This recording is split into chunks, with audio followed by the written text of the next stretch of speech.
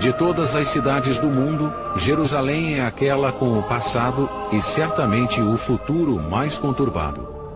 Para os judeus é a terra que abriga os templos de Herodes e Salomão. Para os muçulmanos, o local de onde Maomé ascendeu aos céus. E para os católicos, o solo onde o Messias foi crucificado. Após sua morte, a palavra de Jesus Cristo criou raízes. E Jerusalém aos poucos se livrou de quase 400 anos de ocupação romana para abraçar a fé cristã. Até que no século VII, a cidade sagrada foi tomada à força por uma nova crença, o islamismo.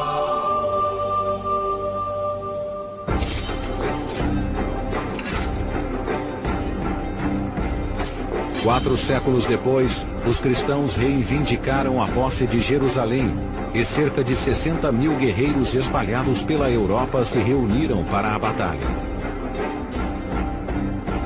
Um dos líderes foi o veterano chefe militar, Duque Godofredo de Bouillon. Seu exército partiu em uma cruzada de 3 anos e percorreu 5.000 quilômetros para retomar Jerusalém em nome de Deus. Godofredo era mais que apenas um aclamado guerreiro. Além de grande benfeitor da Igreja Católica, o Duque era um homem extremamente devoto. Havia bons motivos para arriscar tudo em uma jornada para uma terra distante e talvez sem volta. Arruinada pela fome e por guerras mesquinhas, a Europa era uma região amaldiçoada. Seu povo decidiu buscar uma vida melhor neste mundo e no próximo. Uma das figuras mais eruditas do mundo cristão pintou um retrato fiel desse cenário caótico. Guilherme de Tiro, arcebispo e conselheiro real, relatou as cruzadas conforme seu testemunho ocular. In nearly all the circle of the earth, belief had failed.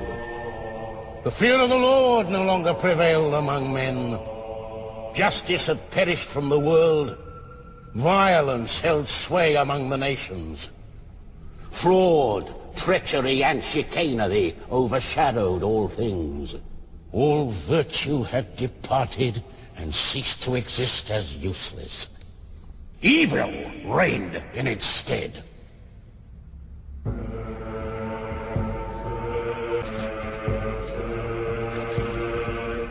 A rixa secular com os governantes da Europa relegou o papado a um segundo plano até o ano de 1088 e a chegada de um novo papa a Roma. Seu nome era Urbano II. Um pedido de ajuda foi enviado ao chefe da Igreja Católica, o Papa Urbano II. Enviado pela Corte Imperial de Constantinopla, o apelo veio em nome de um rival do Oriente, o chefe político da Igreja Ortodoxa da Grécia e imperador bizantino, Aleixo I. O poder de Aleixo era cada vez menor. A influência da Igreja Ortodoxa chegara a alcançar o Oriente Médio.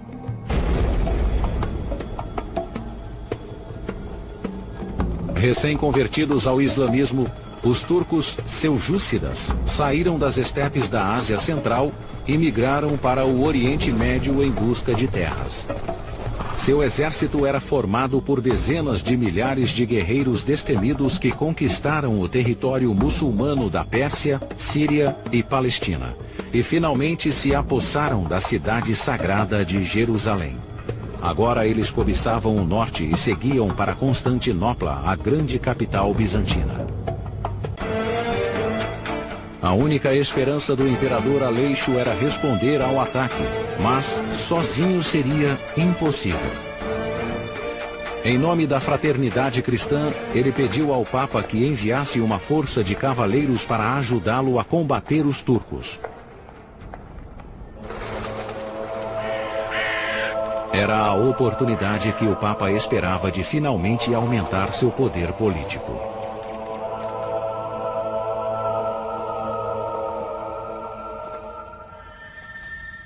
You've got to understand that the popes of that period were politicians. Much more so than they are now. Even now, the current pope intervenes in politics all the time.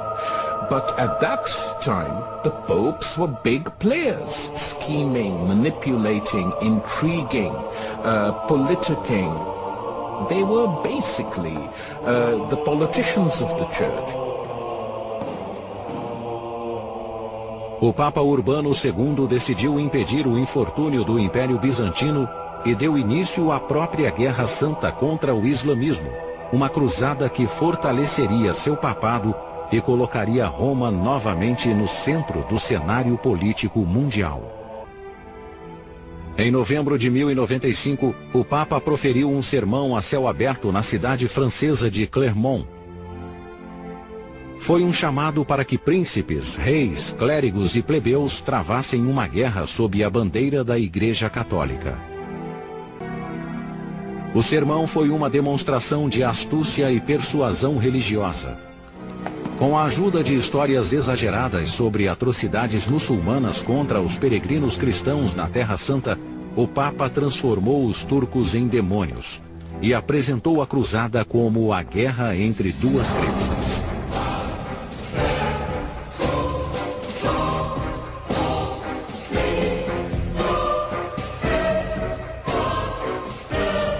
His words seem to proceed from God, were received by young and old alike eagerly as a command from on high.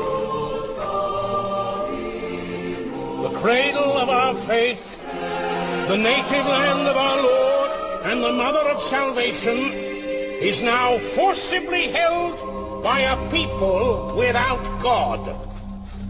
For many years now, the wicked race of Saracens, followers of unclean practices, have oppressed with tyrannical violence the holy places where the feet of our Lord rested. Dogs have entered into the holy places. Priests have been slain in the sanctuaries. Virgins forced to choose between prostitution and death by torture.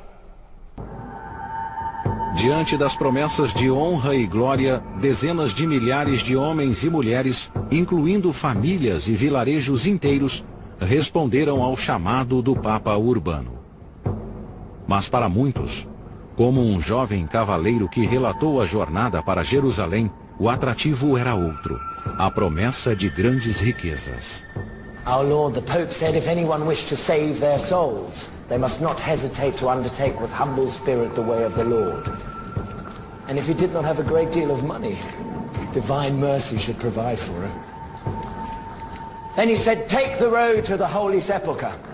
Rescue that land from a dreadful race. Rule over it yourselves, for that land floweth with milk and honey. Nothing is ever motivated purely by religion or ideology. They knew perfectly well that there was a lot of wealth in that part of the world. It was the center of trade. All the trading caravans passed through this world. And so they wanted the money. It was as simple as that.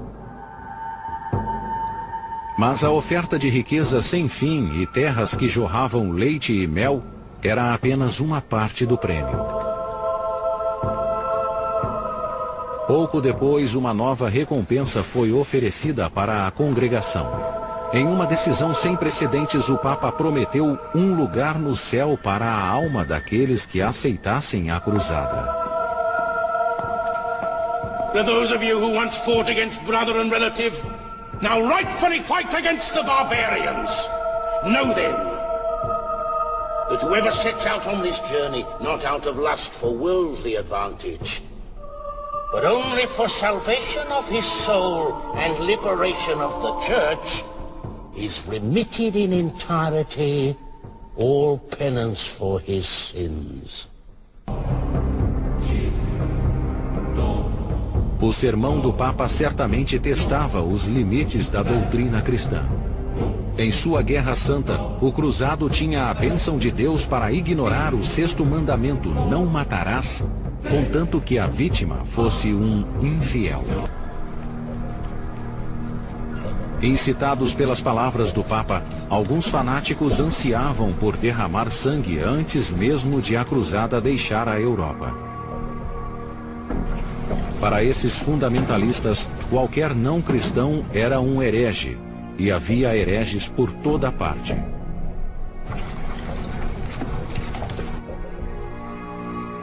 But the Pilgrims rose up in a spirit of cruelty against the Jews. They inflicted a most cruel slaughter on them, claiming that the killings would be of service against the enemies of Christianity.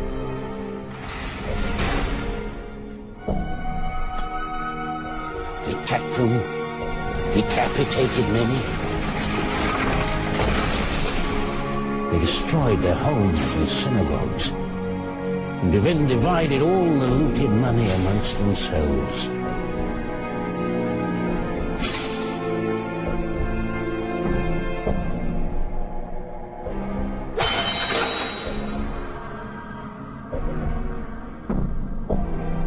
Em nome de Deus, milhares de judeus foram massacrados na Europa. O assassinato e o massacre de inocentes foi a marca registrada da Primeira Cruzada.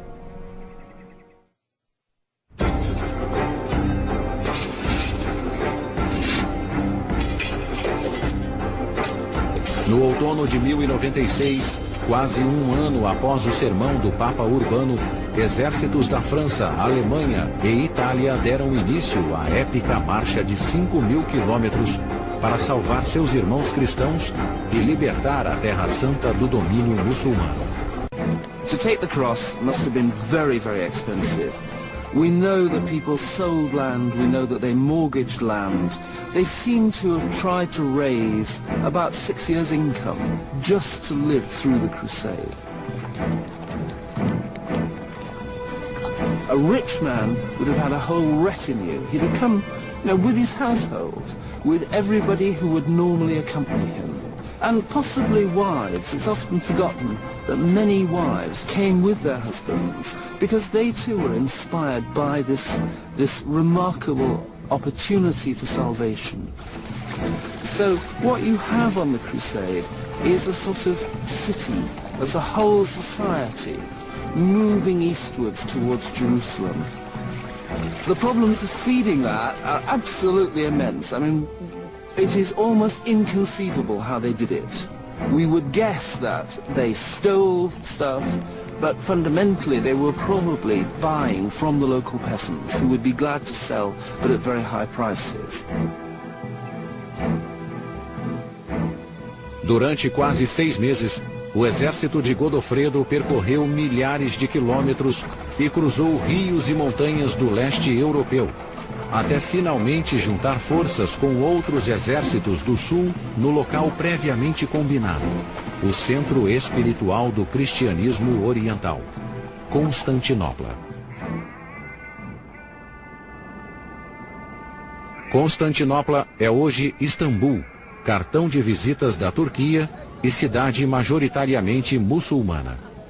Mas 9 séculos atrás, esta era a última cidade cristã antes de o exército cruzar o Estreito de Bósforo e entrar em território inimigo. Na época, o maior tesouro da cidade era a Catedral Ortodoxa Cristã de Santa Sofia. Coberta por mosaicos de ouro polido, a construção era um documento vivo da lendária riqueza de Constantinopla. Mas os cruzados não chegariam a vê-la de perto. Furioso, o imperador Aleixo ordenou que os portões fossem lacrados. Um exército católico de 60.000 homens não era o que ele tinha em mente quando pediu para que o Papa Urbano enviasse uma tropa de cavaleiros como reforço.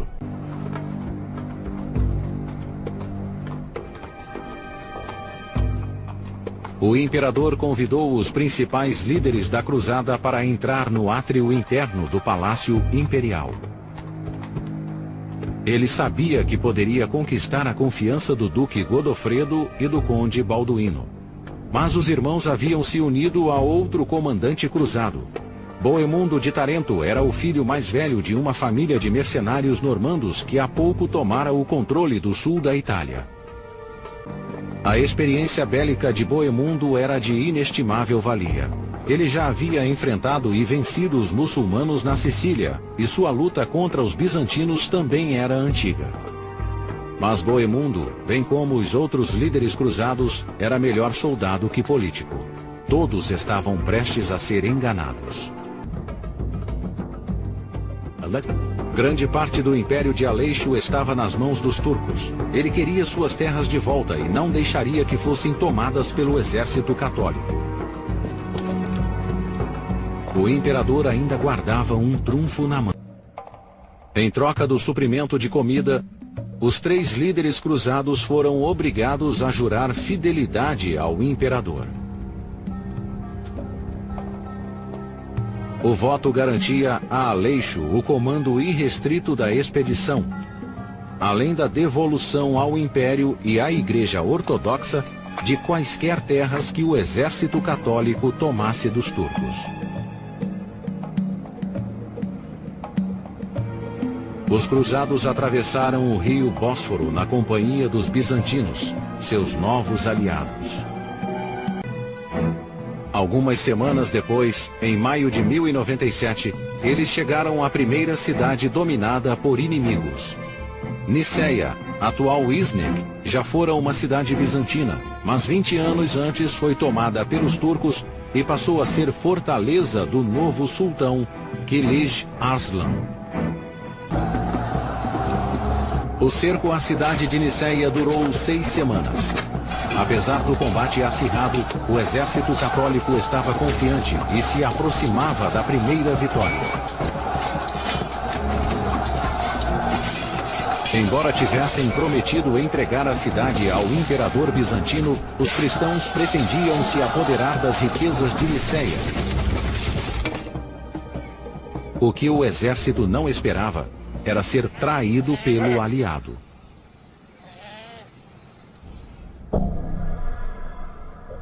No flanco oeste da cidade encontra-se o grande lago Ascânio. Ali, no dia 18 de junho de 1097, os emissários do imperador bizantino deram início a um plano secreto para tomar a cidade e seus espólios. A imagem da bandeira imperial bizantina hasteada na muralha causou fúria entre os cruzados. Eles foram traídos pelo falso irmão em Cristo, o imperador Aleixo. Sem os espólios de Niceia, os cruzados levantaram acampamento e avançaram em território inimigo com destino a Jerusalém. Mas eles não estavam sós. Do alto das colinas, o turco Kilij Arslan observava cada passo. O líder turco convocou sua força de combate de mais de 50.000 homens. Examinando as terras por onde os cristãos passariam, Kilij encontrou o lugar perfeito para o ataque surpresa. O confronto épico que ali aconteceu hoje faz parte da história das cruzadas. A Batalha de Dorileia.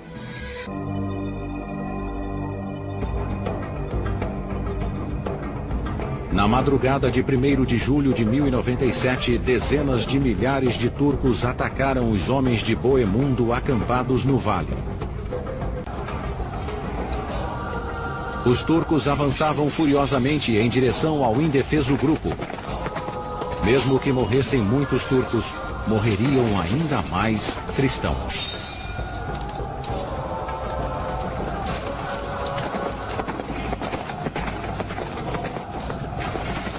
À medida que cruzava o campo, a cavalaria desferia golpes hábeis em um estilo de combate ainda desconhecido para os cristãos. Aqueles não eram simples cavaleiros, eram arqueiros montados. A nova técnica ajudou a dizimar a força de Bohemundo composta por 20.000 homens. Mas essa não foi a única surpresa que os turcos reservaram para os cristãos.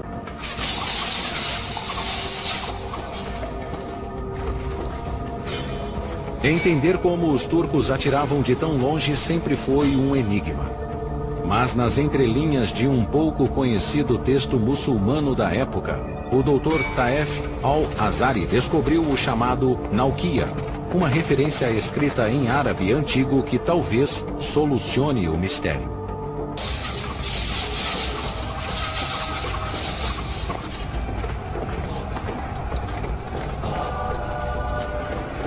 Bohemundo perdera 4.000 homens, e os turcos avançavam para o massacre final.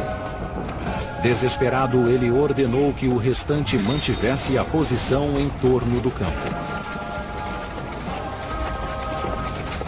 Mas não muito longe dali, a salvação se aproximava a galope. Com a chegada dos exércitos de Godofredo e Balduíno, o número de cristãos subiu para 55.000.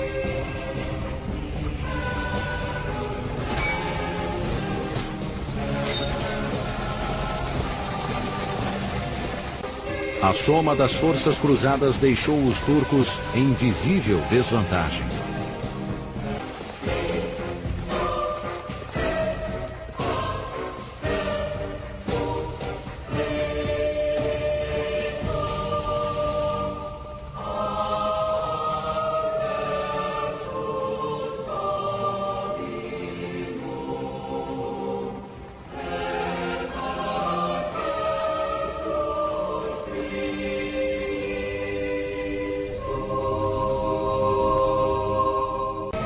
O número de mortos foi grande para ambos os lados. Milhares de cristãos e muçulmanos perderam a vida em nome de Deus. Mas assim que os turcos bateram em retirada, os cruzados reiniciaram a obstinada marcha rumo a seu destino, a cidade sagrada de Jerusalém.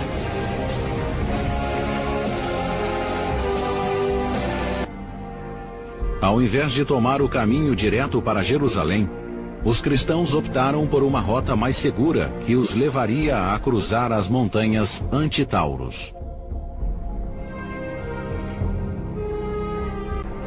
Os homens exaustos atravessaram as áridas planícies da Pisídia sob um calor de 32 graus centígrados. O alvo perfeito encontrava-se a 160 quilômetros dali, o condado de Edessa.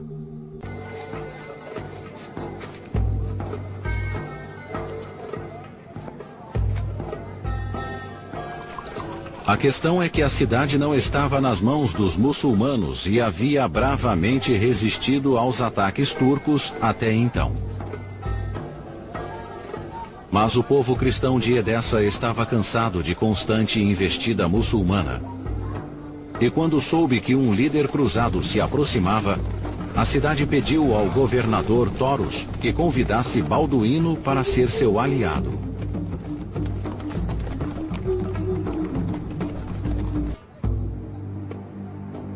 A aliança com Balduíno tinha seu preço. Ele aceitaria proteger Edessa dos turcos em troca do total controle da cidade. O ingênuo Toros prometeu torná-lo rei somente depois de sua morte. O frágil governante selou seu destino ao adotar Balduíno como filho. Mas para o conde, a morte de Toros não tardaria a chegar. Toros descobriu a traição do conselho tarde demais. Sua cabeça já estava a prêmio.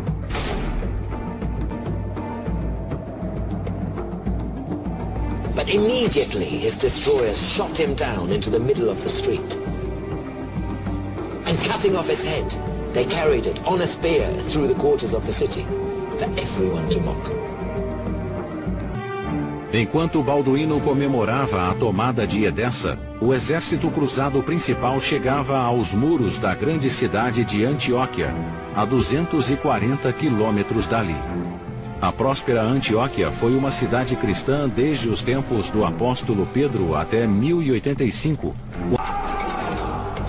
Era tarde demais para voltar, e o grupo continuou a escalar a muralha da Torre de Filos. Em questão de minutos, a cidade foi tomada e os portões foram abertos para os outros soldados. Guiados pelos cristãos locais, eles arrastaram os muçulmanos para fora das casas e das mesquitas. E e os mataram indiscriminadamente. Everyone really was really massacred, was killed. The Jews, the Christians, the Muslims, and then spare children or women or elderly, and they were really avenging and proving that they are really superior and they are the true and new master to the territory. O único habitante de Antioquia que conseguiu escapar foi Iaguissian, o governante turco. Siam pagou um preço alto pela fuga. O pombo-correio de Siam cumpriu sua missão e o reforço turco chegou à cidade no dia seguinte à sua morte.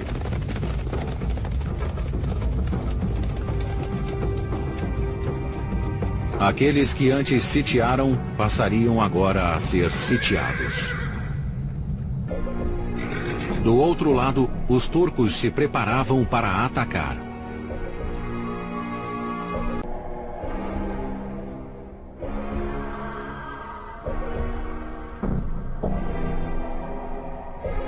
Os cruzados rezaram por um milagre e foram atendidos. Espalhou-se a notícia de que Deus falara com um cruzado por meio de uma visão. O cruzado era um simples padre francês, do chamado baixo clero, mas sua visão inspirou um exército inteiro. A verdadeira lança que transpassou Jesus na cruz estava há séculos desaparecida. Encontrá-la naqueles tempos de crise seria o mesmo que estabelecer uma poderosa ligação entre os cruzados e o próprio Cristo. Pedro Bartolomeu reuniu um grupo de 12 discípulos e invadiu a pequena igreja para escavar o chão onde afirmava estar enterrada a lança sagrada.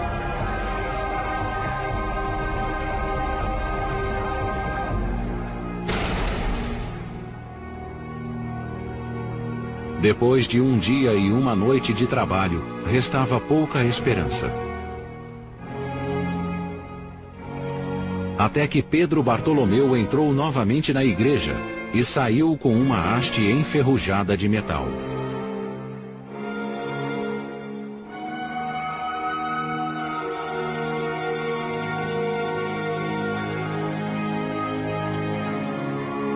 O padre proclamou ter encontrado a relíquia.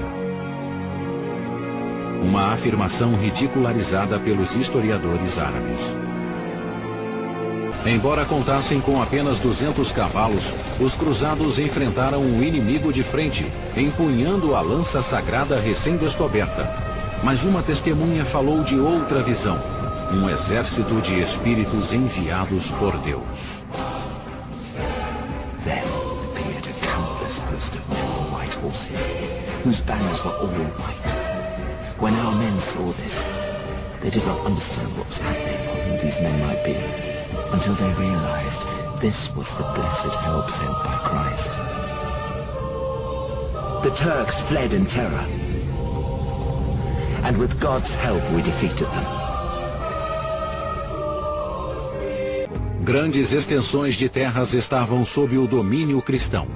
Balduíno comandava a região de Edessa e Boemundo a cidade de Antioquia.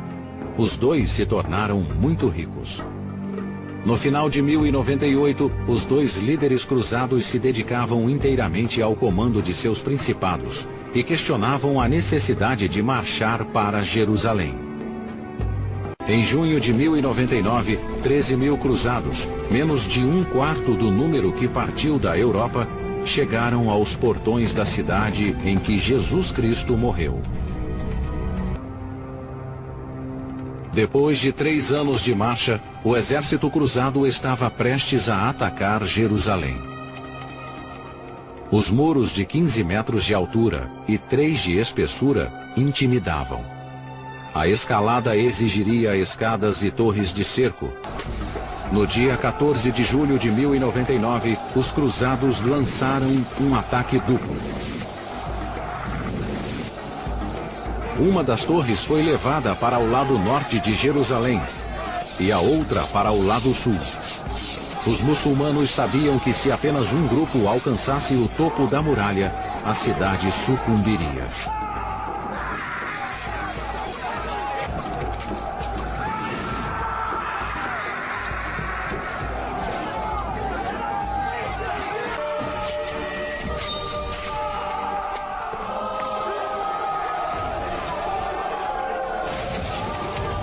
A muralha foi vencida e só restava aos muçulmanos fugir. Era chegada a hora de os cristãos finalmente tomar Jerusalém. Jerusalem is ours.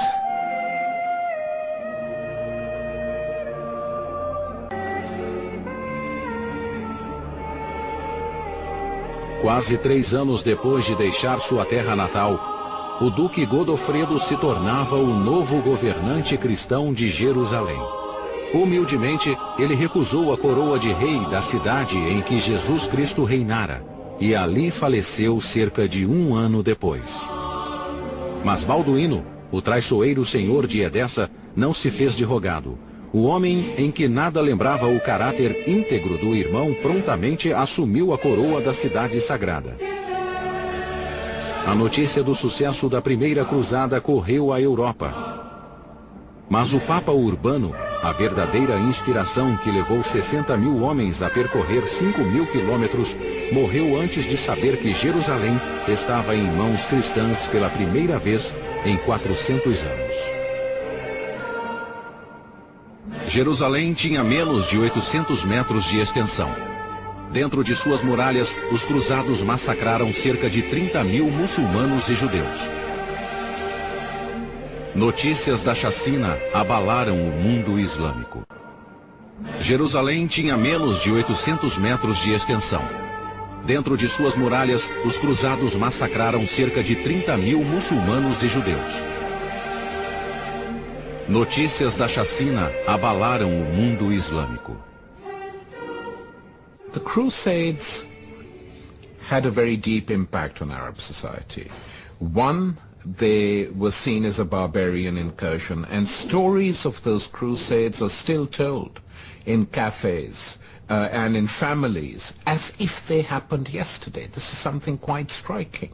And so whenever the West has invaded that region again, people say it's another crusade, which is why after the awful events of 9/11, when the American president inadvertently, one assumes, said we now have to wage a crusade to stop this, a shiver went down the collective spine of the Islamic world, because they felt they knew what was coming.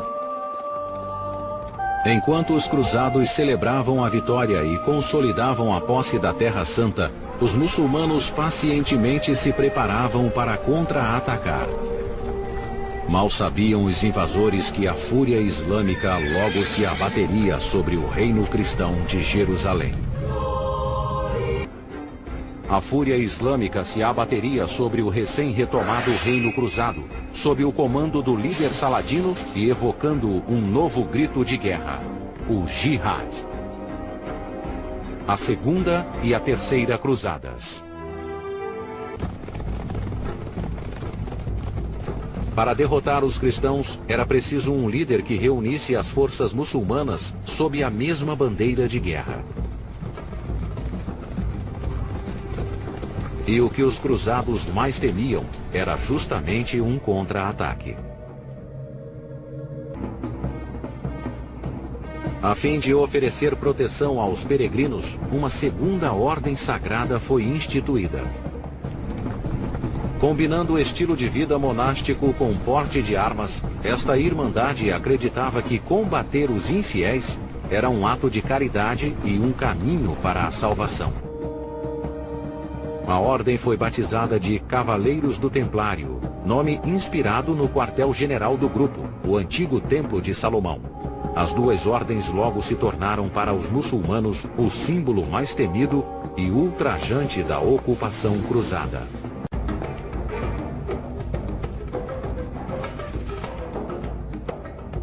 Quase meio século depois da fundação dos Estados Cruzados, os muçulmanos estavam prestes a realizar o primeiro contra-ataque.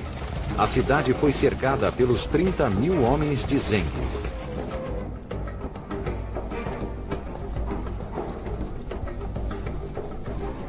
Pegos de surpresa, os poucos cavaleiros cruzados que permaneceram em Edessa bateram em retirada para dentro da cidade.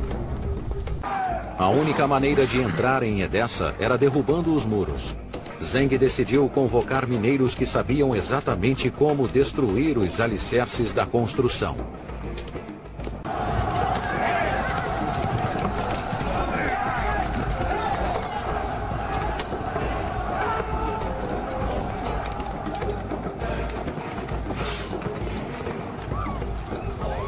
os muçulmanos promoveram um massacre na comunidade cristã. Milhares de homens, mulheres e crianças foram mortos. Edessa voltava ao controle muçulmano e Zenghi era o novo herói do mundo islâmico. Era a vitória da primeira fase do Jihad, a luta contra o Império Cristão. 2 anos depois da tomada de Edessa, Zenghi foi assassinado enquanto dormia. As esperanças do povo teriam morrido com ele, não fosse o inconformismo do próprio filho. Nur al-Din. Os cristãos viram a ascensão do novo líder como uma grave ameaça aos Estados Cruzados. Sua mensagem era simples e direta: unificação e jihad.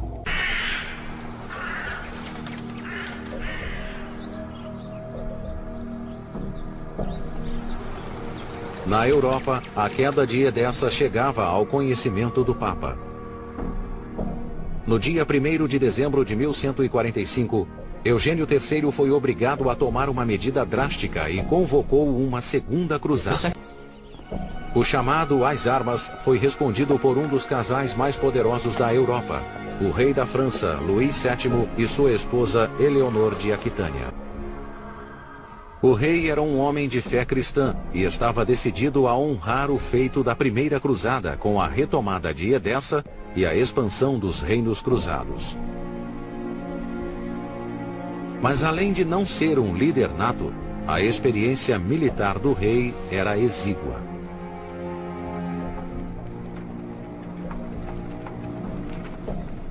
Em maio de 1147, o rei deu início à Segunda Cruzada e liderou um exército de mais de 30.000 homens. No coração da força de combate seguiam 300 cavaleiros templários. O exército levou quase 5 meses para cruzar a Europa, da França até a Ásia Menor. Com a chegada do inverno, as condições extremas obrigaram o exército a desfazer a formação. A vanguarda armada se separou do corpo principal. E a caravana, liderada por Eleonor e Luís, ficou desprotegida na retaguarda. Era a chance que os turcos esperavam. Ao contrário de milhares de cruzados, Luís e Eleonor conseguiram escapar. Humilhado, o rei entregou o comando da marcha aos templários, a fim de restabelecer a ordem. O exército vencido conseguiu refúgio em Antioquia, cidade tomada na primeira cruzada. Diante da força reduzida para 20.000 homens e do poder crescente de Nur al-Din, o rei Luís abandonou a campanha e passou a cobiçar Damasco, uma cidade ao sul e mais próxima de Jerusalém. A batalha no pomar que cercava a cidade se estendeu durante dias e milhares de muçulmanos perderam a vida. Sem muita chance de escolha, os orgulhosos damascenos pediram que Nur al-Din enviasse seu exército. Era o pedido que o governante esperava. Já o rei Luís viu-se diante de um impasse: ficar e lutar com a crescente oposição ou bater em retirada. Luís voltou para casa desmoralizado pela derrota. Depois de tanta esperança e sofrimento, a Segunda Cruzada terminou em desastre. Além de virar as costas para o reino de Jerusalém, ele fortaleceu a determinação dos muçulmanos. As consequências para o mundo cristão foram catastróficas.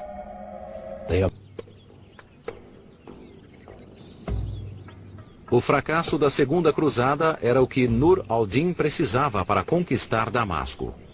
Suas armas para convencer a cidade foram intimidação e astúcia. Somente unidos, disse ele, teremos força para subjugar os Estados Cruzados. Os damascenos finalmente cederam à sua inexorável campanha.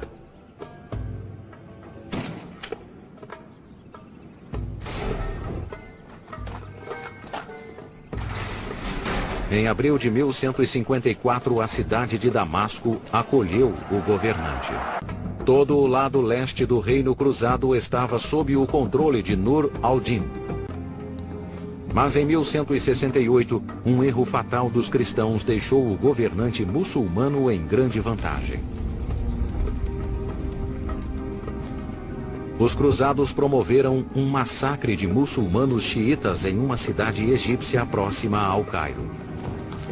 Nur al-Din não perderia a chance de oferecer ajuda e enviou seu melhor e mais jovem general para defender o Cairo.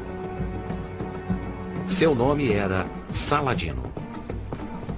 Saladino é uma lenda no mundo islâmico. Sua reputação heróica foi construída com o auxílio de um homem, seu amigo e confidente, Baha al-Din.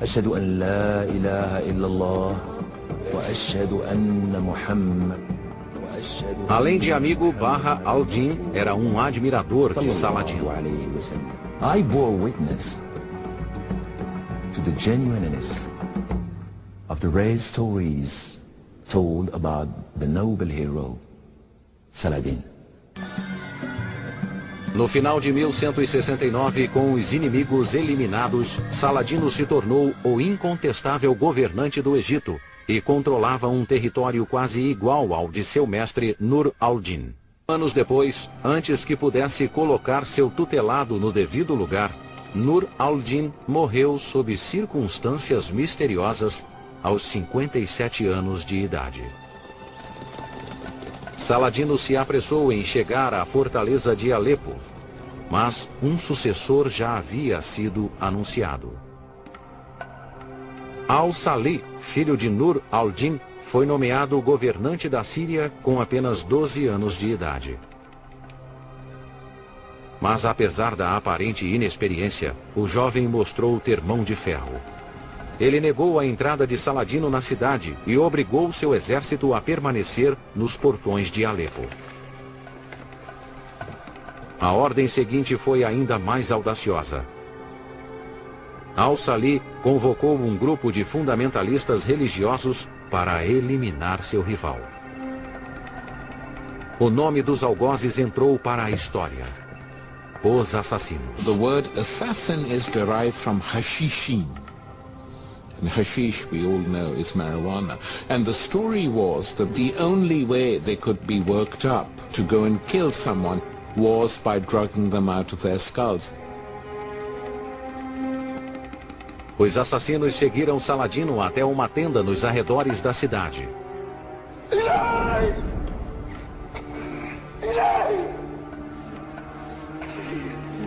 Em seguida, o grupo matou um de seus guardas.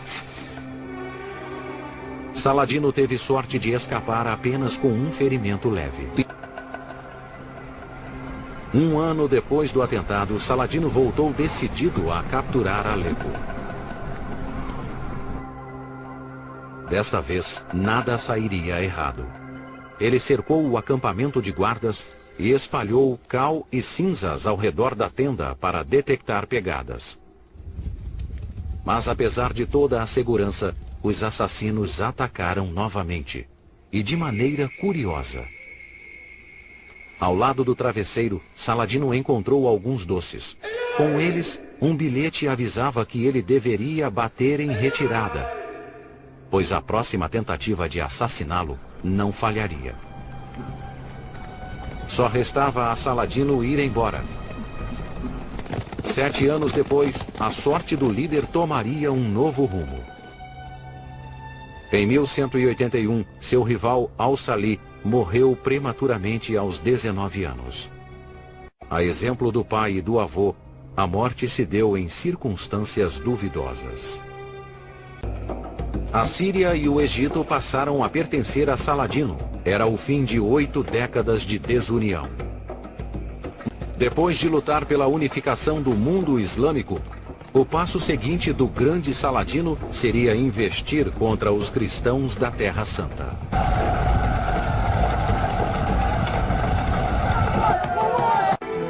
Em 1183, Saladino esperava o momento de atacar os cristãos e reivindicar Jerusalém.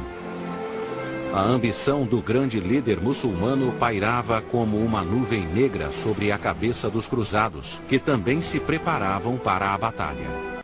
O avançado estado da doença impedia Balduíno de governar Jerusalém.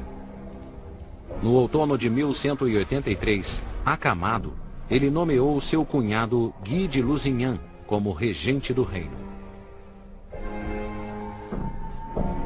Muitos consideravam Guy um homem sem pulso para o governo, mas ele estava decidido a provar sua liderança enfrentando a valentia de Saladino.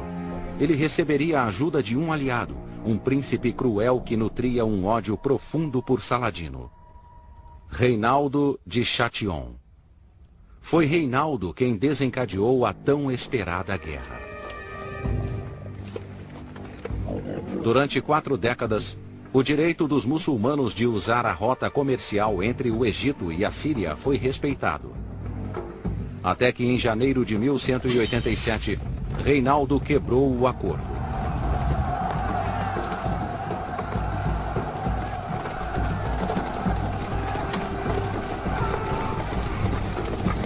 O príncipe liderou o ataque a uma caravana de muçulmanos abastados. Ele fez os homens e mulheres de prisioneiros e saqueou suas posses. O ataque injustificado deu a Saladino um motivo para entrar em guerra. Um exército de proporções épicas foi reunido sob a bandeira muçulmana. Acompanhado de 20.000 soldados de infantaria e 10.000 cavaleiros, o rei marchou rumo a Hatim, região às margens do Mar da Galileia. Saladino lançou o desafio e Guy de Lusignan foi obrigado a aceitar. Ele reuniu 1.300 homens dos castelos e cidades do reino, incluindo os templários e os hospitalários, mais 15.000 soldados de infantaria. Como estandarte, os cristãos carregavam a mais preciosa das relíquias, a cruz de Cristo, na crença de que ela os livrasse da derrota e garantisse a vitória. Muitos católicos ainda acreditam no poder das santas relíquias. Benedicat vos omnipotens Deus. Em um pacato mosteiro em Jerusalém, os supostos fragmentos da cruz de Cristo repousam em um relicário de ouro. Confiantes de que Deus estava com eles, Guy, Reinaldo e o exército cristão foram ao encontro de Saladino. Saladino e seus homens se colocaram entre os cruzados e a água. Guy de Lusignan não teve outra escolha e ordenou que o exército investisse contra os muçulmanos.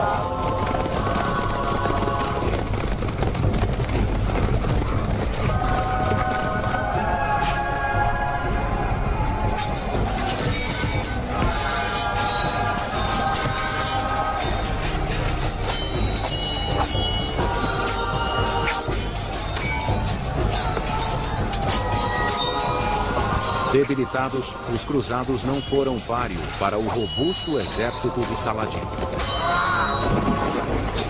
Cada golpe cristão era defendido pelos muçulmanos.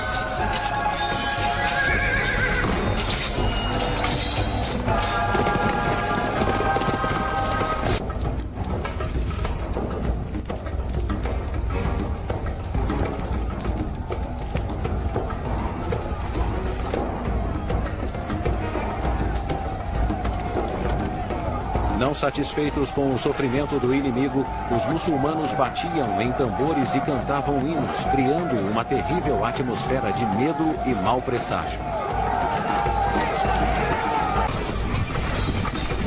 Quando os cristãos começaram a cair, o disciplinado exército muçulmano fechou o cerco para o golpe final.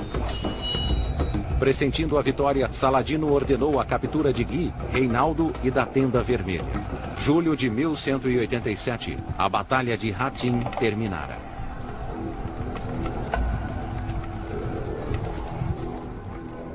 Saladino venceu o exército cruzado e finalmente ficou frente a frente com Reinaldo de Châtillon, seu inimigo declarado. Era chegado o momento de vingar o ataque à caravana muçulmana. He had given orders for both Prince Reynald and the king of the Franks, Guy, to be brought before him. The king complained of thirst, so the Sultan had a glass of froze water brought for him, from which he drank.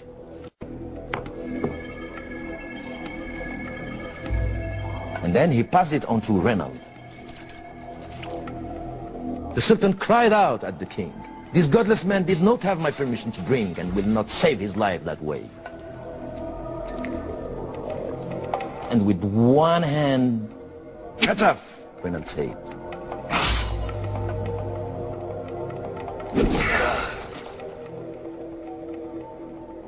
Guy presumiu que seria o próximo. Mas a compaixão não foi dada aos hospitalários e templários, os distintos cavaleiros nomeados para combater as forças do islamismo. A vitória esmagadora sobre os cruzados era a justificativa de Saladino para os anos de luta pela unificação do seu povo. They drank the cup of fate, and the spears courted them. The horses' hooves massed dust clouds for them, merged together by the thunder of neighing horses, with the lightning of polished swords flashing alongside them. This was a hard day for the unbelievers. God decreed the victory of our faith. Saladino devastou o reino cruzado e as cidades de Acre, Cesária e Jafa foram subjugadas. Em outubro de 1187, o exército muçulmano chegou à cidade de Jerusalém. Acampados nas muralhas da cidade, os homens deram início ao cerco. Dentro dos muros, os cristãos sabiam que não tinham chances contra Saladino e seu exército. A saída foi travar uma guerra psicológica. Caso o sultão atacasse, os moradores destruiriam a mesquita de Al-Aqsa, um dos locais mais sagrados do islamismo. Saladin thought about this. He decided to take a prudent line of action. He would spare the Christians if they paid a ransom. This was agreed, and Saladin entered the holy city, his goal, his target, in peace.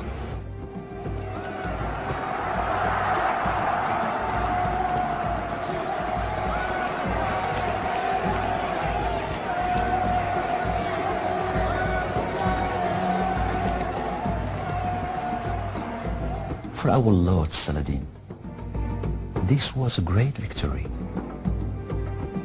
A great victory.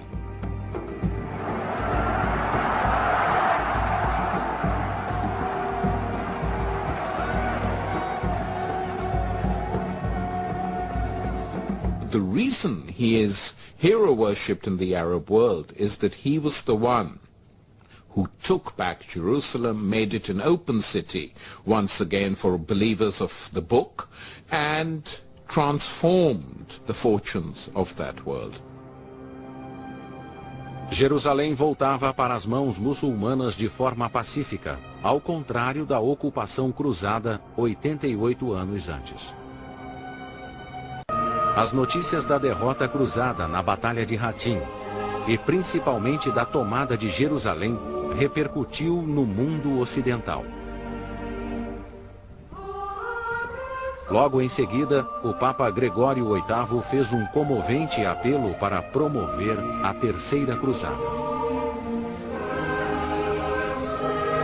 Anyone of sane mind who does not weep would seem to have forgotten not only his Christian faith, but even his very humanity. With those savage barbarians thirsting after Christian blood and using all their force to profane the holy places and banish the worship of God from the land. Os maiores líderes da Europa uniram forças para recuperar a cidade sagrada de uma vez por todas.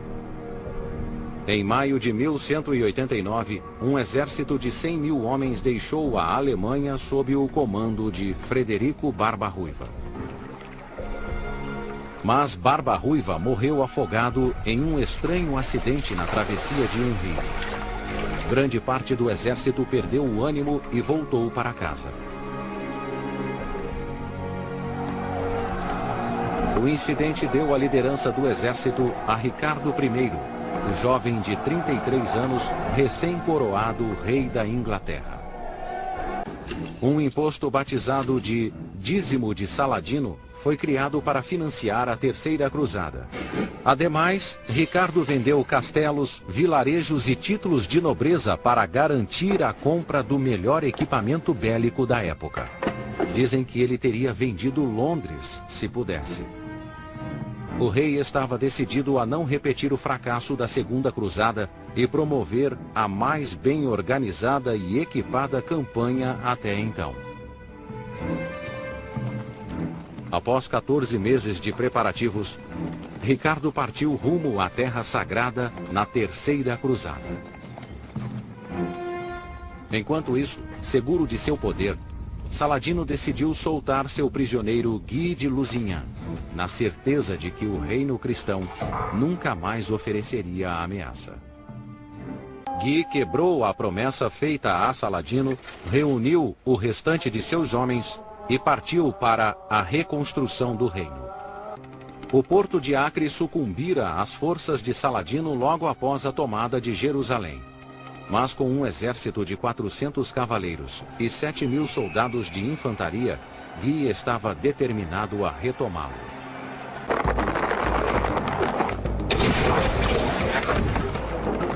Os muçulmanos da cidade bombardearam os invasores com pedras e até partes humanas. Saladino ficou sabendo do cerco e enviou seu exército para ajudar na defesa da cidade. A chegada das forças do sultão impediu a invasão cruzada. Durante 2 anos, muçulmanos e cristãos travaram uma batalha intermitente. Guy sabia que sozinho não acabaria com o impasse, mas a ajuda logo chegaria. Ricardo e seus 17.000 soldados estavam a caminho. Ricardo e seus homens foram uma fonte de inspiração imediata para o combalido exército cristão. O rei assumiu o controle da batalha e acabou com o impasse algumas semanas depois. Levadas em partes e montadas no local, as máquinas de cerco permitiam um bombardeio eficaz e serviam de escada para os cruzados.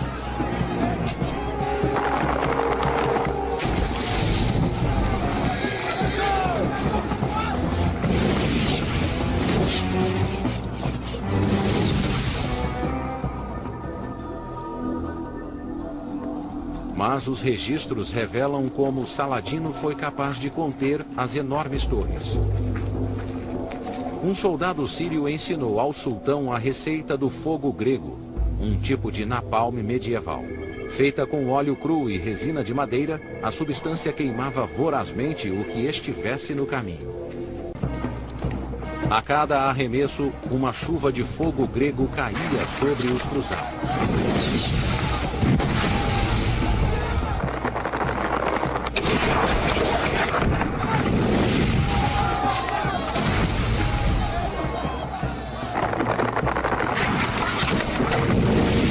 De repente, Ricardo estava na defensiva e suas 3 torres gigantes incendiavam.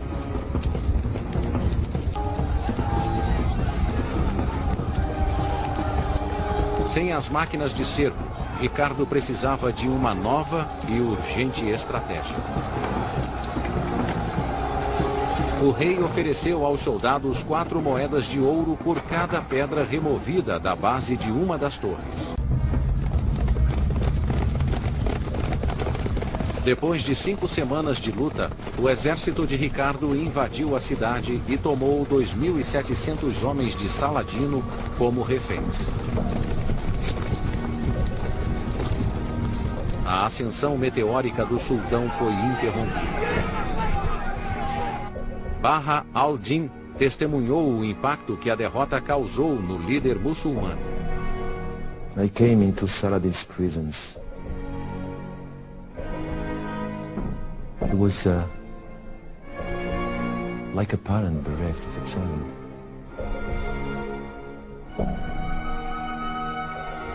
I offered him what comfort I could and exhorted him to think of his duty to Palestine and Jerusalem, and to save the Muslims left in the city. A tomada de Acre foi uma grande vitória para Ricardo e os cruzados. Sua coragem em campo percorreu o mundo cristão e lhe rendeu um novo nome: Ricardo Coração de Leão. A Terceira Cruzada estava livre para recapturar a cidade sagrada. Mas primeiro, era preciso negociar os milhares de reféns. O rei mandou um ultimato para Saladino. Os homens seriam libertados em troca de 200.000 moedas de ouro e do relicário com os fragmentos da cruz de Cristo. A conduta de Ricardo naquele dia entrou para a história como um dos episódios mais cruéis de todas as cruzadas. The enemy brought out the prisoners for whom God had decreed martyrdom.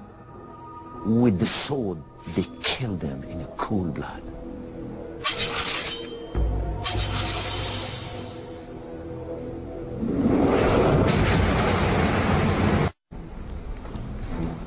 Para Saladino, era essencial deter a marcha de Ricardo Coração de Leão. Do contrário, ele perderia Jerusalém e o controle do mundo islâmico. A Terceira Cruzada se tornou uma guerra de determinação entre dois grandes homens, Ricardo e Saladino, ambos guerreiros, diplomatas e estrategistas da mais alta classe. Decidido a entrar em combate com os cruzados, Saladino atacava o inimigo com insistência, mas Ricardo seguia irrefreável. Ricardo chegou muito perto da cidade sagrada.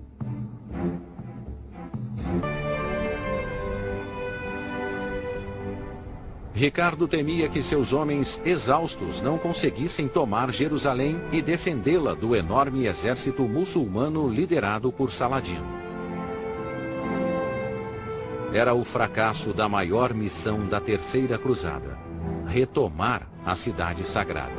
As cruzadas tiveram retornos periódicos nos 100 anos seguintes, mas o entusiasmo pela tomada da Terra Santa foi aos poucos diminuindo. A cidade de Acre, último posto cristão, foi dominada pelos muçulmanos em 1291. Os 2 séculos de ocupação cruzada na Terra Santa chegavam ao fim, mas as feridas psicológicas